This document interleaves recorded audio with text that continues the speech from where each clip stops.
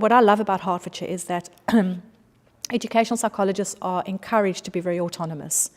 They kind of plan their own week, they plan their own work, they liaise with schools on their own. They can choose which assessment tools they want to use, they can choose what methodology they want to use. There are no strict and fast rules about how the EP should function and work. I think psychology assistants are seen as a very valuable wing of the educational psychology service, and I think actually as a service we could probably do a bit more in terms of helping schools to really acknowledge where they fit in with the educational psychology service, because as from a school perspective, what they want to see is someone who's got an interest and a passion for psychology to bring that into school.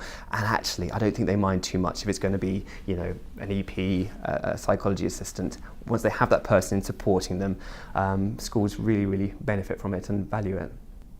It's also important to have that team kind of atmosphere as well. So I really do appreciate coming to the office and having that team around me and kind of just floating ideas off. You know, if we do feel, I went into school and had a really tricky case here, I've been thinking about this or this, what do you think? And getting different thoughts kind of bouncing back between us, that's also really positive. So that peer supervision in a sense. I also really value supervision here, and while I trained as a trainee here, my supervision was excellent, and I think it really set me up to be able to embark on my career as an independent and autonomous practitioner, and I think that's continued throughout my time working here as a qualified EP.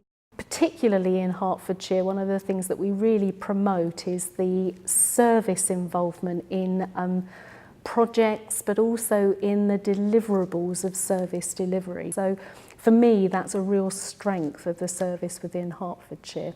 At Hertfordshire, we're encouraged to be creative in our practice. And I mean, given the pressures of, you know, being able to meet demand, you have to find ways of doing that. I feel that actually I am able to kind of think creatively with the support of that senior management team to think about what is the ways that we could be developing as a service.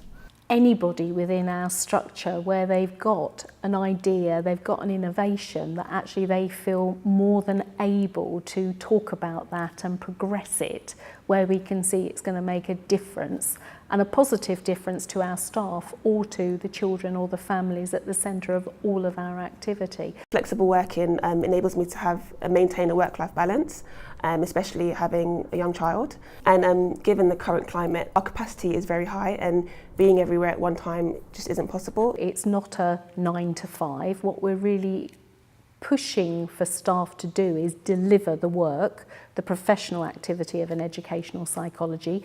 Work is the activity to do, it's not the place to go to. So actually there's flexibility around that in the sense of about getting the job done, and as much as possible within that 37-hour-a-week contract. So it's about ensuring that the work-life balance is also in place for all of our staff members, because we keep the well-being of our staff high, and we're constantly reviewing and thinking and reflecting on that to see if it can be even better if. We ask that question of our team meetings, we ask it within our service days as well, because we're very keenly aware that actually you're only as good as staff that you've got to deliver services. So we want our staff to be the best that they absolutely can be.